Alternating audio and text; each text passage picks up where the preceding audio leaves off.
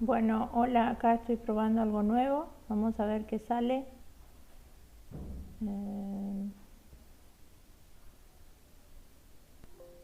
Bien.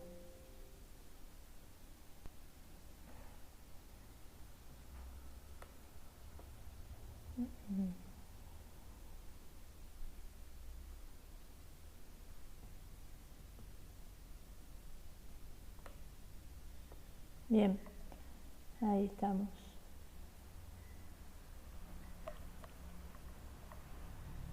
Bueno, gente, no sé qué ves, qué cantidad de tomas ya hice. Esto conocen.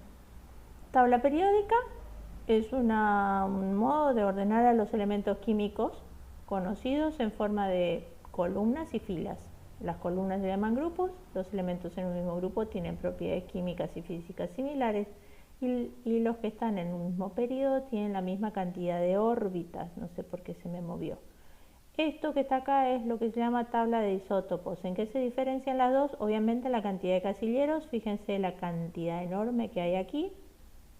Estos casilleros son, no puedo escribir, estos casilleros, cada uno de estos representa la cantidad de elementos químicos. Puntero láser, a ver. Y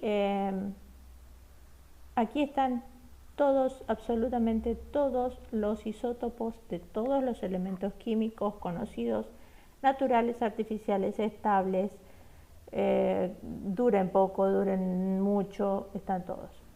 Los isótopos son, ya saben, elementos que tienen el mismo número atómico pero distinto número de masa, es decir, que se diferencian únicamente en la cantidad de neutrones.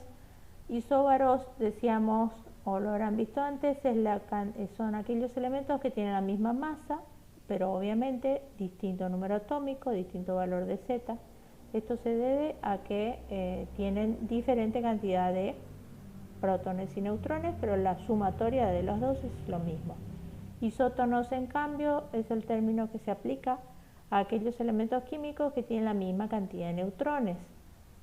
Es decir, si hacemos la resta de A menos Z y nos da el mismo valor de N, son isótonos. Nucleón se denomina la partícula nuclear, o sea, al núcleo de tal cosa se dice nucleón. Su masa es la suma del número atómico más el número de neutrones.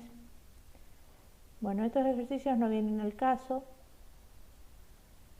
Aquí, por ejemplo, vemos que la masa atómica del cloro, o sea, este valor 35,45 es el que está en la tabla periódica común que tenemos todos.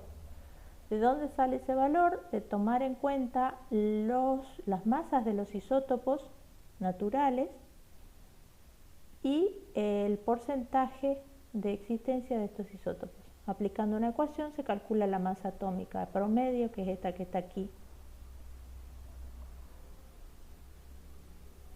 Bueno, no importa. ¿Cuándo vamos a tener reacciones o procesos nucleares?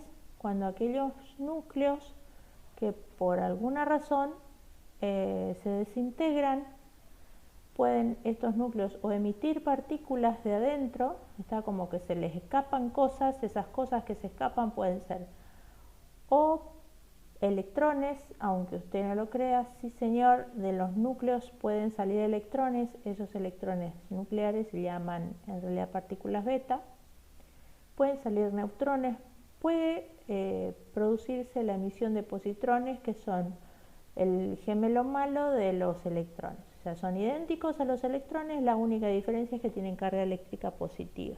¿De dónde sale esto? Lo van a ver en el video que les puse en la guía, pero en esencia es un protón que perdió su naturaleza, su esencia positiva y se transforma en un neutrón. Es decir que el hijo, el elemento hijo que salga de este papá, va a tener un número atómico que va a ser menor que una unidad, porque uno de los protones que tenía el núcleo se desintegró, perdió la carga positiva y el número de masa sigue siendo el mismo. Otros fenómenos que también se confunden estos dos entre sí son la captura electrónica. Esta captura en el video no aparece, pero consiste en que un electrón de la primer capa de un átomo es absorbido, es atraído tan pero tan intensamente por el núcleo que lo que hace es neutralizar a uno de sus protones. Entonces se formaría un nuevo neutrón, con lo cual la masa sigue siendo la misma, pero el número atómico disminuye en una unidad. Estos elementos de acá tienden a formar elementos que tienen la misma masa atómica y por lo tanto se llamaban isocompletos. Otra posibilidad muy conocida es la emisión de partículas alfa, que son núcleos de helio. ¿Cuándo vamos a tener fisiones nucleares? Las fisiones nucleares se pueden formar de manera natural o de manera artificial. Actualmente los reactores nucleares trabajan con fisiones artificiales. Es decir, que en un reactor nuclear se coloca un elemento que tiene tendencia a desintegrarse naturalmente, pero lo hace mucho más, de una manera más ordenada y controlada cuando se emite sobre él un neutrón. El neutrón que llega aquí no es cualquiera, sino que tiene que tener una cierta cantidad de energía. Y para eso se utilizan moderadores y en los reactores nucleares. En fin, los hijos que salen de acá se llaman productos de fisión. Casi nunca, jamás estos núcleos hijos son estables, es decir, que van a seguir comportándose y desintegrándose y dando nietos y bisnietos y tataranietos, todos radiactivos, hasta que por allá lo último va a terminar en un tipo de plomo que va a ser estable. Estos que están acá, estas miguitas que salen, son otra vez neutrones. No todos los neutrones que salen van a producir fisiones en los núcleos de uranio vecinos. Si lo hacen sería una reacción descontrolada, pero esto en un reactor nuclear no ocurre. Justamente porque los neutrones no tienen toda la energía que se necesita. Normalmente tienen mucha más energía de la que se necesita. Es como que el neutrón cuando pega acá, ping, rebota, vuelve y no pasa nada. Entonces la idea es que este neutrón interactúe. Para eso ese neutrón tiene que tener la energía como para meterse dentro del núcleo padre, el 235. Al meterse forma un núcleo muy inestable de uranio 236 que no dura nada porque tiene algo que se llama periodo de semidesintegración demasiado breve, y automáticamente se descompone ese núcleo, pum, explota en dos cosas y libera entre 2 o 3 neutrones. No siempre va a producir la misma cantidad el mismo tipo de radioisótopos. ¿Cuándo vamos a tener una fusión nuclear? Cuando núcleos pequeños, muy pequeños, en ciertas condiciones, esto tampoco es tan fácil de lograr, se necesitan energías muy altas para obtener más cantidad de energía todavía, y esto se produce normalmente en las estrellas y en algunos laboratorios. Se forman núcleos entonces más estables y se libera una linda cantidad de energía. Al ser estos núcleos estables no tenemos el problema ese de la contaminación con los residuos radiactivos. Bueno, aquí algunos ejemplos, ecuaciones. Es imposible que veamos todo esto en profundidad, pero esta ecuación de acá es muy importante, se llama ecuación o ley del decaimiento radiactivo. Estas n serían los números de núcleos o cantidad de núcleo o actividad de una muestra, que el N0 indica la cantidad de núcleos radiactivos que hay al comienzo, y después estos núcleos, ojo, los de esta especie van a decaer, van a emitir partículas y se van a transformar en otra cosa que puede ser o no radiactiva, pero respecto de este núcleo radiactivo, esta cantidad de sustancia va a ir disminuyendo con el tiempo. Entonces esto tiene la forma de una curva exponencial asintótica. El lambda que hay acá es una constante de desintegración que corresponde a cada tipo de elemento.